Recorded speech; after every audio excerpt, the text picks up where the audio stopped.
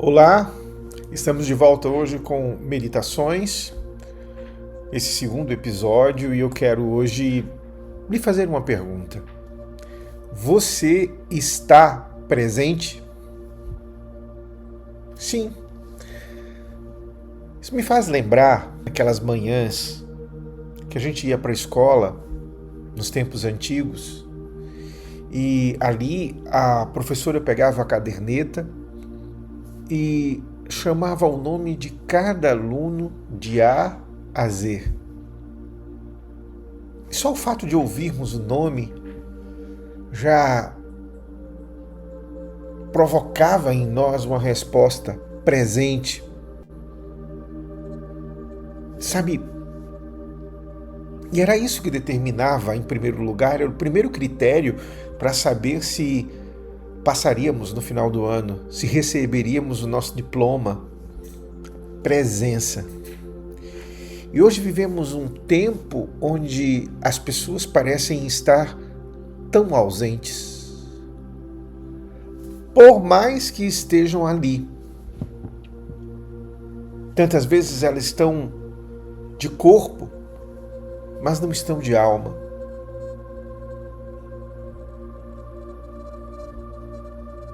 E eu fico a me perguntar se a virtualidade gera realmente presença. Mas, sabe, a verdade é que quando falamos de presença, há a ideia de intenção. Estar ali, se doar, se entregar. Isso me faz lembrar a história de uma jovem que ia sempre para alguns eventos de dança que o seu pai e sua mãe iam. E eles estavam ali juntos, mas nunca aquela menina se expressou, nunca aquela menina sentiu emoção, nunca aquela menina esboçou qualquer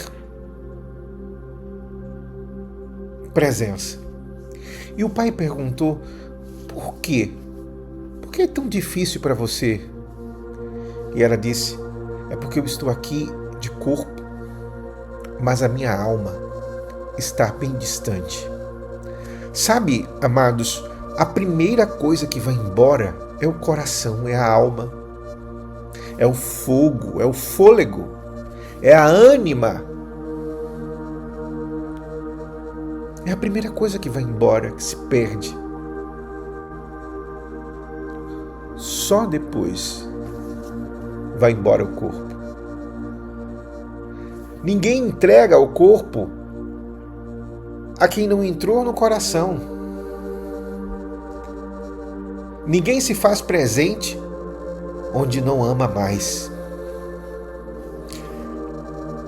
Isso me faz lembrar um momento da vida de Moisés, aquele personagem bíblico do Antigo Testamento, libertador de Israel, do poder e da tirania do Egito. Olha o que acontece. Moisés havia fugido do Egito, estava ali no deserto, tomando conta do rebanho de seu sogro, Jetro, que era um sacerdote de Midian. E a missão de Moisés era levar o rebanho para o outro lado do deserto. Até que um dia ele leva o rebanho e vai ao monte de Deus, ao Monte Horebe. E ali ele vê uma sarça, uma árvore comum do deserto, que arde em chama, que está sendo consumida em chama.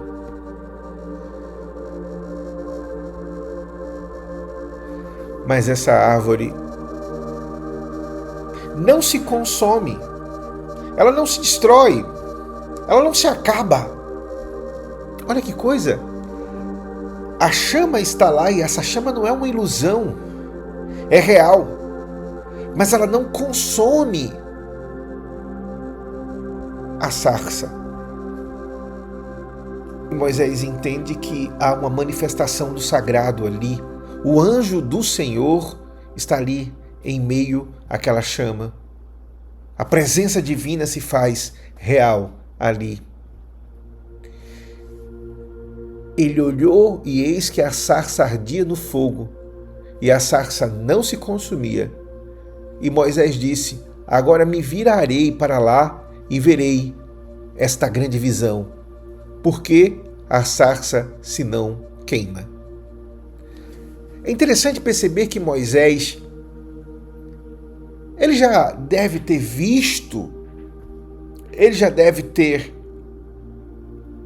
ouvido vários momentos onde sarças pegaram fogo.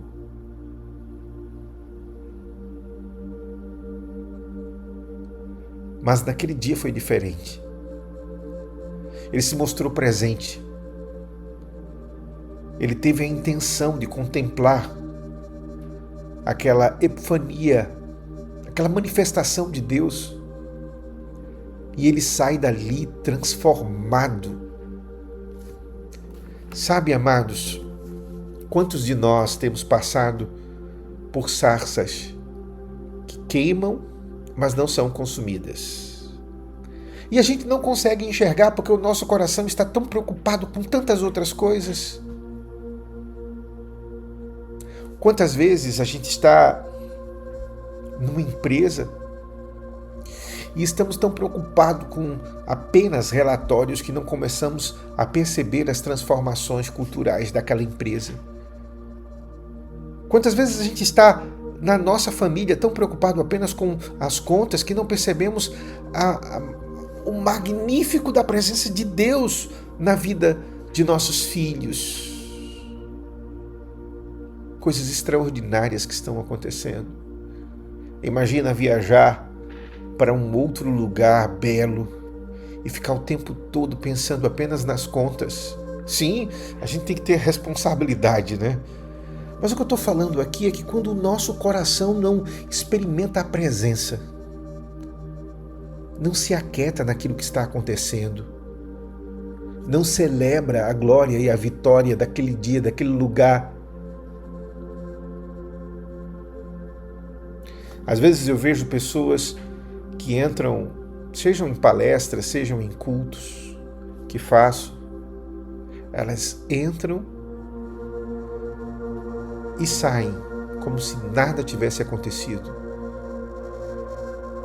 Às vezes a glória de Deus é tão real naquele lugar, algo tão extraordinário está acontecendo e elas simplesmente estão preocupadas por tão pequenas coisas.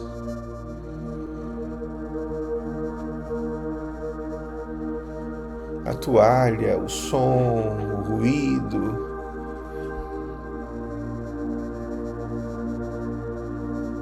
Às vezes Deus trouxe uma transformação tão grande no coração de um cônjuge e o outro está preocupado em tão pequenas coisas. Presença, estar presente.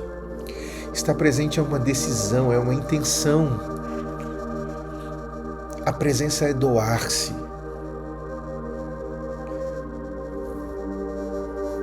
É celebrar o cálice. É comungar o prato. É ouvir a mesma música e dançarem juntos.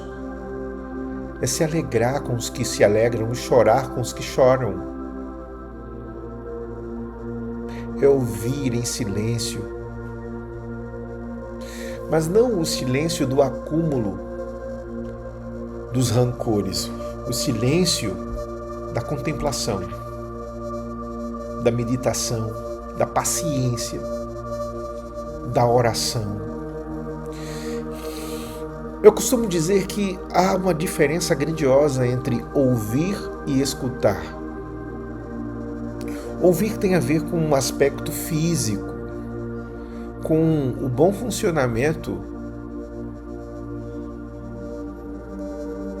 dos aparelhos que captam o som em nosso corpo, os ouvidos. Agora mesmo eu estou ouvindo tantos sons E olha que eu estou num local fechado. Se eu abrisse essa porta e saísse, tantos sons ao meu redor. Mas o que é ouvir? É simplesmente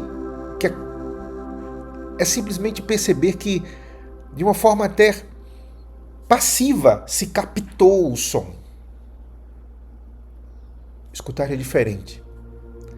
É intencionalmente, é de forma ativa e cognitiva. Permitir que aquele som adentre para a alma. Uma palavra que nos aquieta, uma música que nos acalma, os pássaros,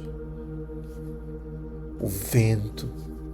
Tantas vezes eu saio com minhas filhas em frente à minha casa e a gente fica escutando o vento. E vem tantas meditações sobre aquilo.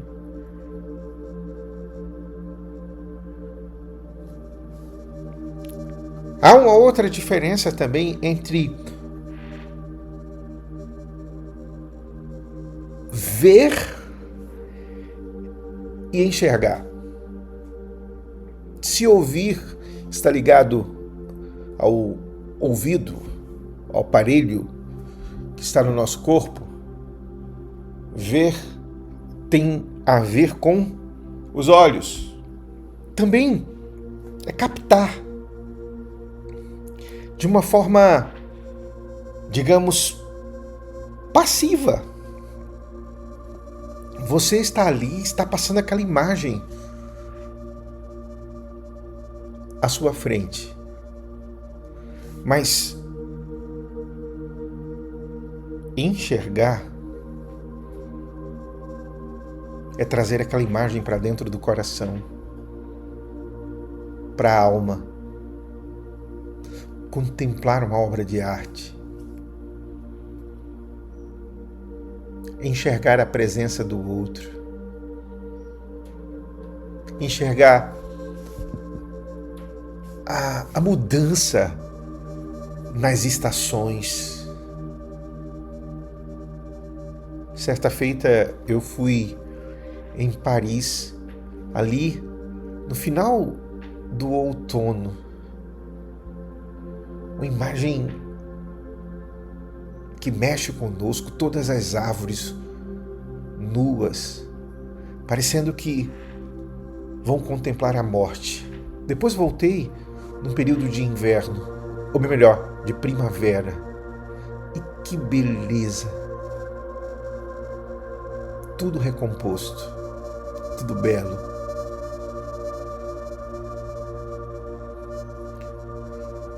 Você está presente?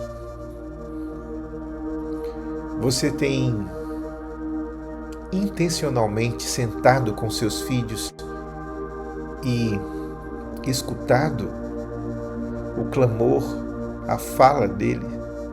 Você consegue enxergar a beleza da santidade, a beleza do que Deus está fazendo na sua vida, na vida da sua família? Você consegue enxergar os livramentos que Ele te deu? Você consegue enxergar a bondade que Ele tem gerado na sua vida? Ou você está apenas como um corpo, um zumbi que está ali, não tem alegria, não tem ânimo, não tem alma? Você chega na sua casa e vê provisão, mas, eu estou morto. É preciso ressuscitar. E só Cristo pode fazer isso. Por isso Ele te chama. Vinde a mim, vós todos que estáis cansados e sobrecarregados. Tomai sobre vós o meu jugo e aprendei de mim, que sou manso e humilde de coração. E vocês vão encontrar descanso. Coisa linda, hein? Hoje, agora, Deus está te chamando pelo nome. Deus está chamando o teu nome. Quem é você? Essa pessoa jogada nessa cama, num quarto escuro. Essa pessoa que está se movendo apenas para ganhar dinheiro. Essa pessoa que está presente, ausente. onde o corpo está aí, mas o coração está distante? Ou você é alguém que pode agora levantar-se e dizer: presente, eu me entrego a ti. E o nosso Senhor te dirá: levanta, toma o teu leito e anda. Até o próximo Meditação.